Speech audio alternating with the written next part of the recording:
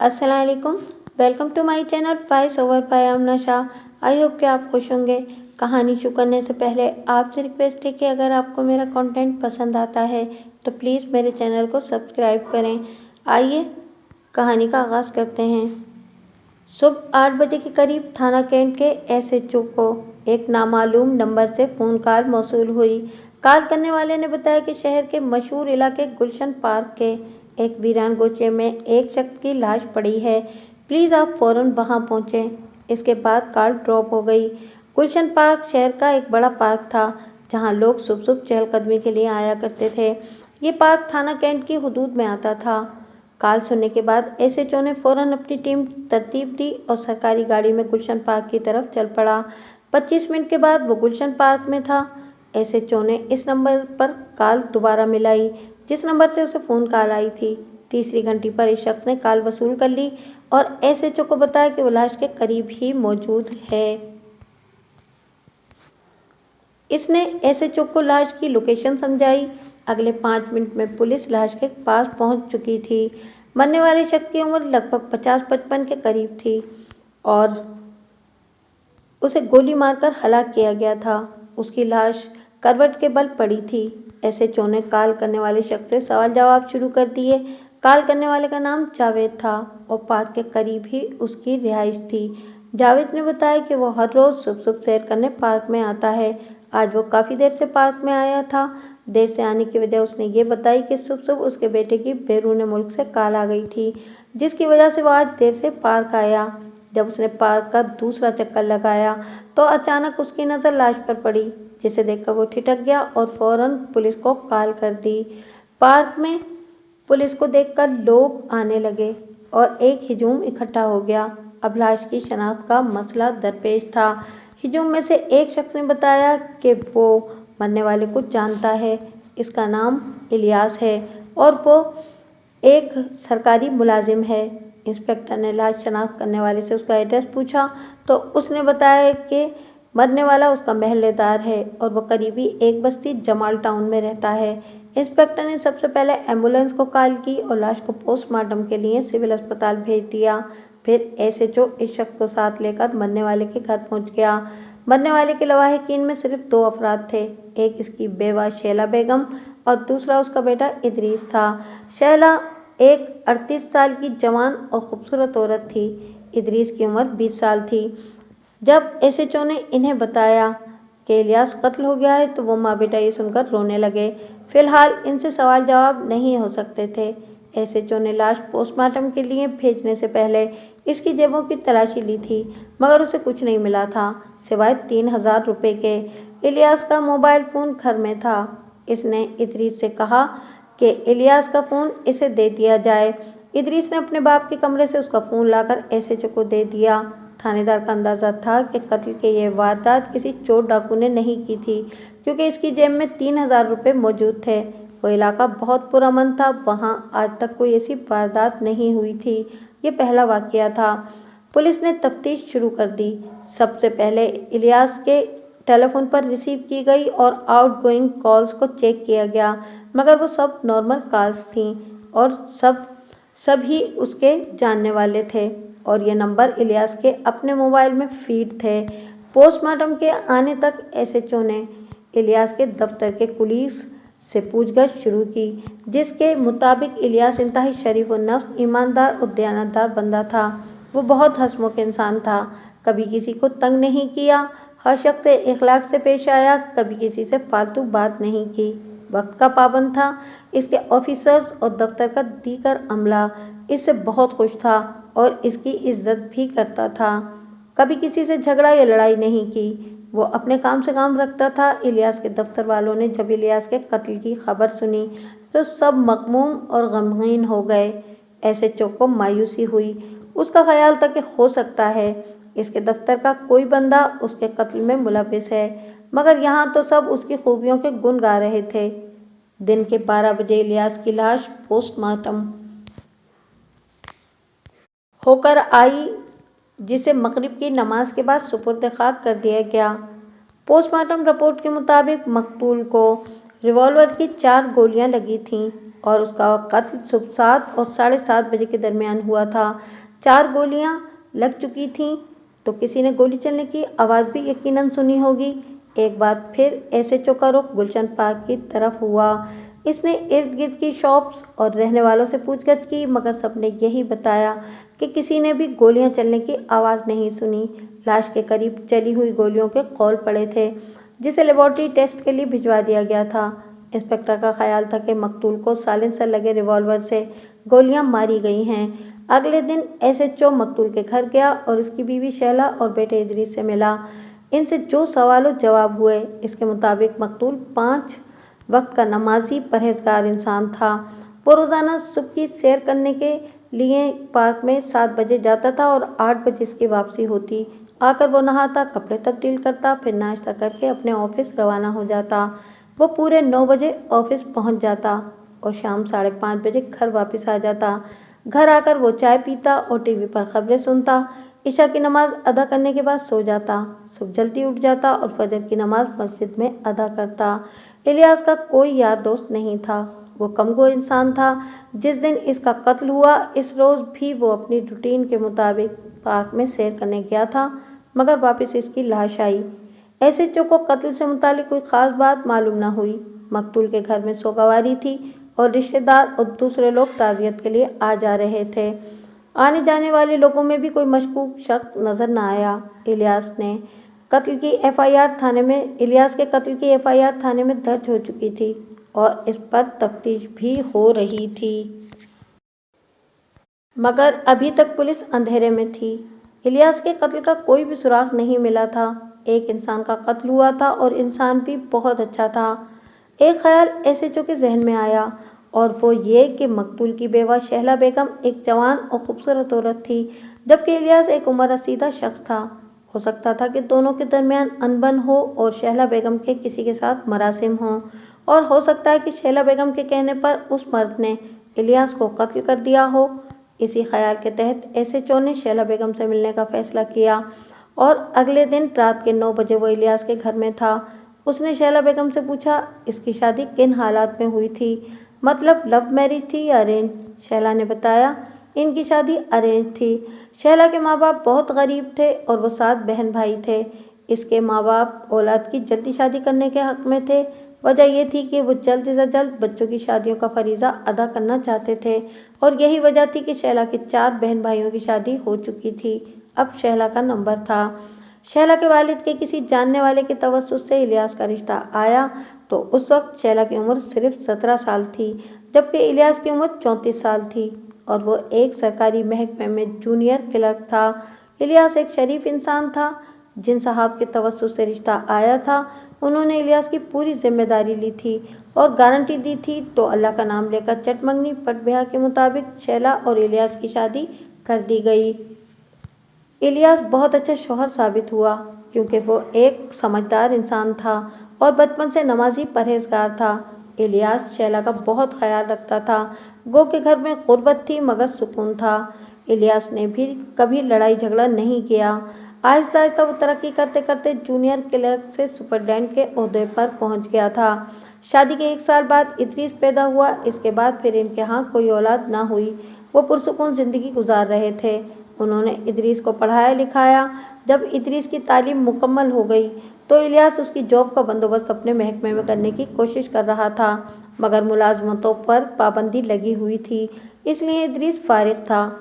SHO ने बातों बातों में शहला बेगम और इदरीस के टेलीफोन नंबर्स ले लिए और नंबर्स लेने की वजह यह बताई कि अगर उसे कोई बात पूछनी हो तो वो फ़ोन करके पूछ लेगा। एसएचओ वापस थाने में आ गया और उसने शैला बेगम के टेलीफोन पर रिसीव की गई और उस नंबर से की गई कॉल्स का रिकॉर्ड निकलवाया, मगर रिकॉर्ड के मुताबिक वो कॉल्स शैला के बहन भाइयों, माँ बाप और इलियास की थीं। इनमें कोई भी कॉल किसी गैर मर्द या लड़के की नहीं थी। एसएचओ को मायूसी हुई और उसका ख्याल गलत साबित हुआ। जब उसने इदरीस की कॉल्स चेक की तो इनमें से एक नंबर मिला जिस पर रोज़ाना इदरीस 2 घंटे बात करता था। एसएचओ ने इदरीस से इस नंबर का पूछा तो उसने बताया कि वो इसकी मंगेतर का नंबर है, जिस पर वो रोज़ाना इससे पैकेज लगाकर बात करता है। इसके अलावा इसे कोई और नंबर ना मिला। SHO نے اپنے طور پر اور اپنے مخبروں کے ذریعے بہت سارے لوگوں سے پوچھ گچھ کی مگر کوئی سراغ نہ ملا۔ وہ بہت مایوس تھا۔ اسے رہ رہ کر خیال آ رہا تھا کہ اتنے اچھے انسان کا قتل ہوا تو کیوں ہوا؟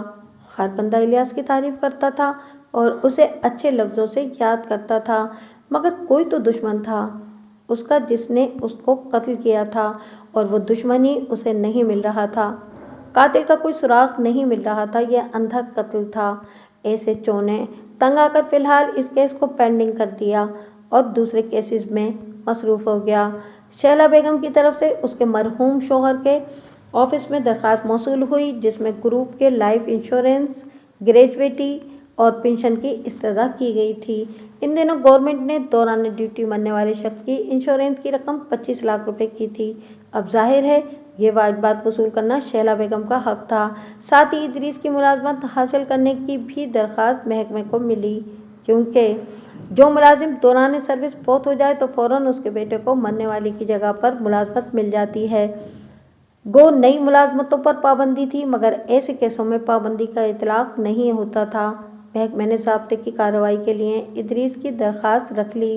فوری طور پر شہلا بیگم کو 25 لاکھ روپے کی لائف انشورنس کی مد میں ادا کر دی گئی۔ باقی رقم کی ادائیگی کے لیے تھوڑا ٹائم لگنا تھا۔ الیاس کو قتل ہوئے 11واں دن تھا مگر ابھی تک قاتل کا کوئی سراغ نہیں ملا تھا۔ اس روز SHO کے خاص مہمان آئے ہوئے تھے۔ رات کا کھانا کھلانے رات کے 8 بجے SHO سول لباس میں اپنے مہمانوں کو لے کر ہوٹل میں گیا اور جا کر کھانے کا آرڈر دیا۔ کھانا آنے میں ابھی تھوڑی دیر تھی۔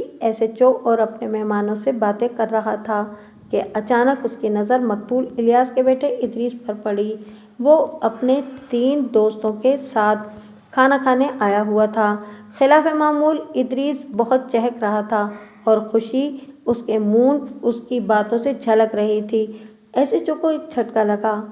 وہ سوچ میں پڑ گیا کہ چند روز پہلے اس کے باپ کا قتل ہوا ہے اور یہ اپنے دوستوں کے ساتھ ہوٹل میں خوش گپیوں میں مصروف ہے۔ اسے تو اپنے باپ کے مرنے کا کوئی غم ہی نہیں ہے۔ اس کا باپ کیا قتل ہوا اس کی تو لاٹری نکل آئی ہے۔ SHO تھوڑی دیر ادریس کو دیکھتا رہا۔ ادریس نے SHO کو نہیں دیکھا تھا۔ اتنی دیر میں کھانا آ گیا۔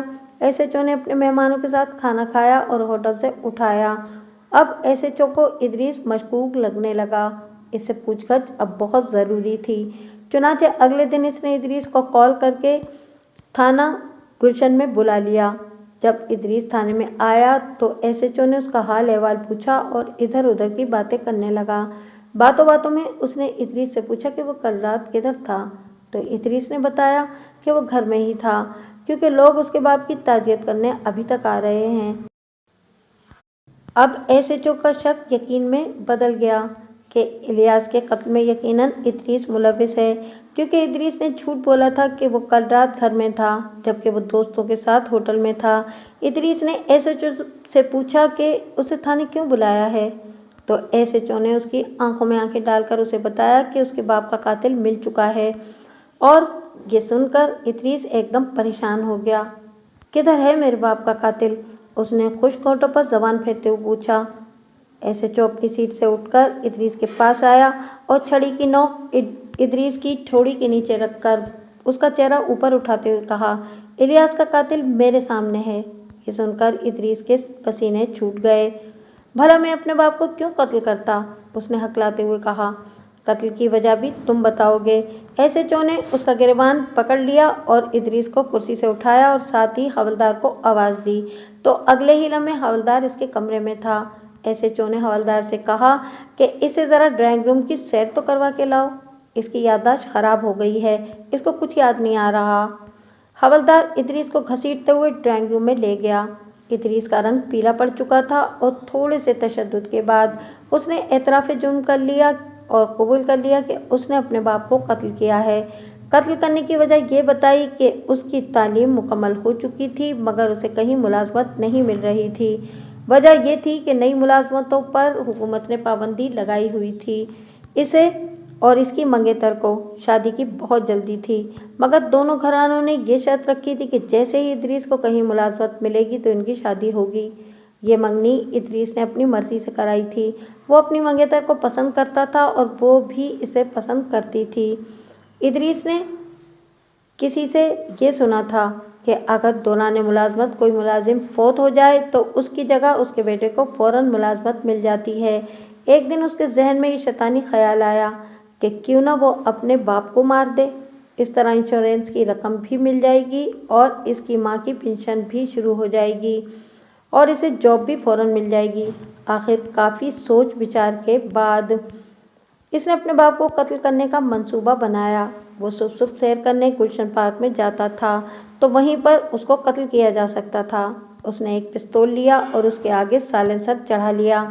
جیسے ہی اس کا باپ سیر کرنے گلشن پارک گیا، ادریس بھی 5 منٹ کے بعد گھر سے نکلا اور پارک پہنچ گیا۔ اس نے جب باپ کو ایک ویران گوشے میں دیکھا تو اس پر 4 گولیاں چلا دیں۔ وہ زمین پر گر کر تڑپنے لگا۔ تھوڑی ہی دیر کے بعد وہ ٹھنڈا ہو گیا۔ ادریس چپکے سے پارک سے نکلا اور گھر آ گیا۔ اسے پارک میں آتے جاتے کسی نے نہیں دیکھا۔ مزید یہ پستول پر سائلنسر لگا ہوا تھا جس کی وجہ سے کسی نے گولی چلنے کی آواز بھی نہ سنی تھی۔ تھانے دار نے ادریس پر اپنے باپ کے قتل کا مقدمہ بنایا اور اسے گرفتار کر کے جیل بھیج دیا۔ ادھر الیاس کی بیوہ شیلا بیگم سارا دن گھر میں اکیلی ہوتی تھی۔ اس نے فیس بک پر ایک 25 سالہ نوجوان سے دوستی گانٹھ رکھی تھی۔ وہ اس کے ساتھ میٹھی میٹھی باتیں کرتی تھی ان باکس میں اور ویڈیو کال پر دونوں باتیں کرتے تھے۔ وہ الیاس سے بہت تنگ تھی۔ وہ چاہتی تھی کہ اسے الیاس سے چھٹکارا مل جائے۔ جب اس نے الیاس کے قتل کی خبر سنی تو اندر سے وہ بہت خوش ہوئی۔ اب اس نے اپنی عدت گزار کر اپنے جوان دوست سے شادی کرنی تھی۔ اسی اثنا میں اس کی گریجویٹی کی رقم اور پنشن کی رقم اس کے اکاؤنٹ میں جمع ہو گئی۔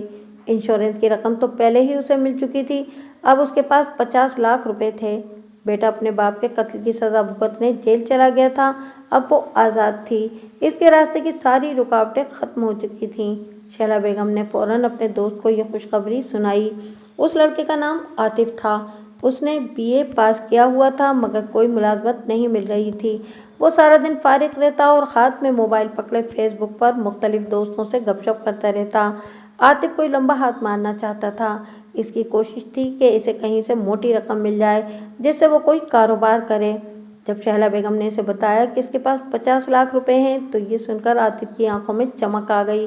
اب وہ دن رات شیلا بیگم پر اپنا پیار نچھاور کرنے لگا، اس کے حسن کی تعریف کرتا اور کہتا کہ شیلا تم تو ایک بہت خوبصورت لڑکی ہو، کہیں سے بھی شادی شدہ نہیں لگتی۔ یہ سب سن کر وہ بہت خوش ہوتی اور ہوا میں اڑتی رہتی۔ ایک روز عاطف نے بڑے پیار سے شیلا سے کہا، شیلا ایسا ہے کہ ایک ایسا بہت اچھا مکان فروخت ہونے جا رہا ہے، اس کے مالک کو فوراً پیسوں کی ضرورت ہے، اس لیے وہ کم قیمت پر مل رہا ہے۔ مکان بالکل نیا بنا ہوا ہے اور 5 مرلے کا ہے۔ اگر تم کہو تو اس کے مالک سے بات کروں، اور ہاں یہ مکان میں نے تمہارے نام لگوانا ہے۔ اگر اچھا مکان ہے تو بات کر لو، شیلا نے کہا۔ عاطف نے کہا کہ ٹھیک ہے، میں آج ہی اس سے بات کرتا ہوں اور کل تمہیں بتاؤں گا۔ اگلے دن عاطف نے شیلا کو کال کی اور بتایا کہ 48 لاکھ روپے میں وہ مکان دے رہا ہے، اگر تم کہو تو خرید لوں۔ شیلا نے کہا۔ عاطف نے شیلا کو بتایا ہوا تھا کہ وہ گورنمنٹ کے کسی محکمے میں بہت اچھی جاب کرتا ہے، اس کی 60,000 روپے تنخواہ ہے۔ شیلا عاطف کے جھانسے میں آ گئی۔ عاطف نے کہا کہ اس کی عدت پوری ہونے میں ابھی پورا مہینہ رہتا ہے، تو مہینہ پورا ہونے تک وہ مکان بھی لے لے گا اور اپنی جمع کی ہوئی رقم سے وہ شیلا بیگم کے لیے زیور بنوائے گا، گھر کا سامان خریدے گا اور اس کے لیے ڈھیر سارے کپڑے بنوائے گا۔ اس کی باتوں میں آ کر 50 لاکھ روپے کا چیک شیلا نے عاطف کو دے دیا۔ اگلے دن عاطف نے وہ چیک کیش کروایا، اپنی فیس بک ID بند کر کے موبائل فون سم بھی بند کروا دی۔ شیلا بیگم اپنے خاوند اور بیٹی کے ساتھ کرائے کے گھر میں رہتی تھی۔ ایک جوان لڑکے کے ساتھ اپنے گھر میں رہنے کے سہانے سپنے سجائے وہ روزانہ عاطف کی کال کا انتظار کرتی، مگر نہ تو وہ face book per on line ہو رہا تھا اور نہ ہی کال کر رہا تھا۔ شیلا بیگم روزانہ اس کو کال کرتی مگر اس کا نمبر بند ملتا۔ اب وہ پریشان رہنے لگی اور ایک دن وہ عاطف کی رہائش پر گئی تو وہاں سے پتہ چلا کہ وہ تو 1 ہفتہ پہلے یہ مکان چھوڑ کر کہیں دوسرے شہر چلا گیا ہے۔ عاطف نے اپنی فیس بک ID بھی بند کر دی تھی۔ شیلا بیگم کو اندازہ ہو گیا تھا کہ عاطف نے اس کے ساتھ فراڈ کیا ہے۔ اس پر آسمان ٹوٹ پڑا، اس کا خاوند قتل ہو گیا، بیٹا باپ کو قتل کرنے کے جرم میں لمبی قید کاٹنے جیل چلا گیا اور 50 لاکھ روپے کی خطیر رقم اس کا فیس بک فرینڈ لے کر رفو چکر ہو گیا۔ وہ اب بہت روتی اور پچھتاتی ہے کہ یہ کیا کر دیا اس نے۔ وہ اپنے بھائی کے گھر میں رہتی ہے सारा दिन घर के काम करती है और शौहर की पेंशन भी भाई के घर पर खर्च करती है। वो अपने भाई और भाभी की नौकरानी बनी हुई है। ये है नाशुक्रे लोगों की दास्तान, जो ठंडे दूध को भी फूंके मारते हैं। इस घर को आग लग गई घर के चिराग से।